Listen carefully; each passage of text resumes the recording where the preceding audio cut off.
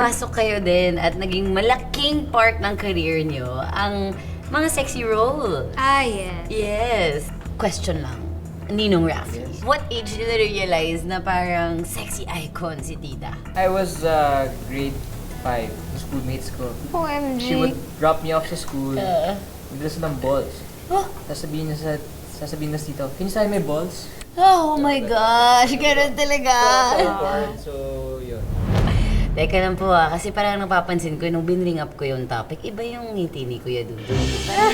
Parang may mga naaalala siya eh. Ano ba, napanood mo ba yung May flashback. May flashback ba?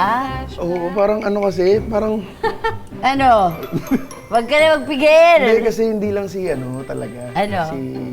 Si Ninong Rafi yung napalaki ni Miss Maui. Ano? Pati ako kasama.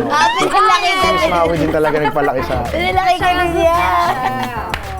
Oh, yung sa vlog nga ni Miss Maui, sobrang tawan-tawa ako. Legendary talaga. Alin? Bakit?